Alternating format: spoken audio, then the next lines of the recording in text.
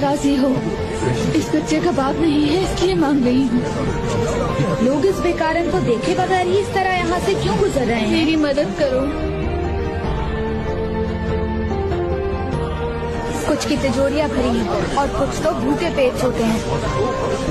आप क्यों भीख मांग रही हैं? इसका बाप मर गया है, मैं बीमार हूँ, काम नहीं कर सकती, इसलिए मांग रही हूँ। आपके पड़ोसियों ने आपकी मदद क्यों नहीं की? उन्हें मैं सबक सिखाऊंगा।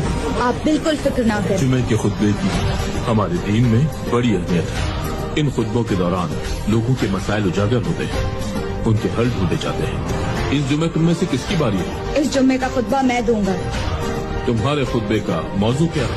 मेरा खुतबा मदद के लिए मोहताज लोगों के बारे में है। अच्छा ठीक, इस जुमे का खुतबा तुम दोगे सीधा। ये एक ऐसा खुतबा होगा जनाब कि बुखारा के लोग इसे भूल नहीं पाएंगे। बिस्मिल्लाहिर्रहमानिर्रहीम। ए इंसानों, आज मैं आपको परेशान करने आया हूँ।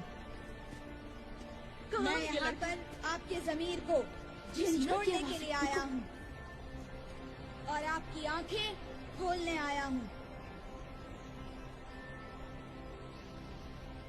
इस्लाम के इस कदीम शहर में ऐसे लोग हैं जो भूखे सोते और जागते हैं।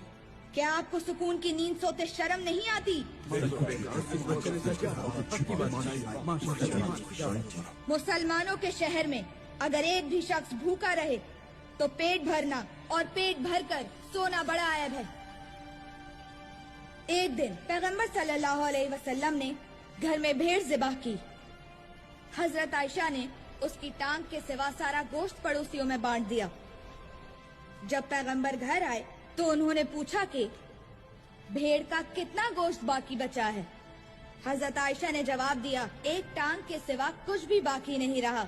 पैगंबर ने उनसे कहा, इस टांग के अलावा हर हिस्से पर हमें सवाब मिला।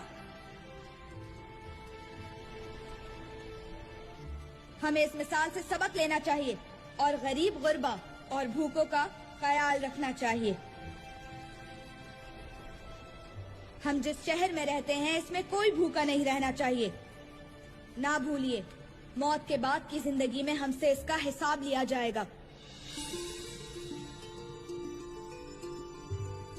अल्लाह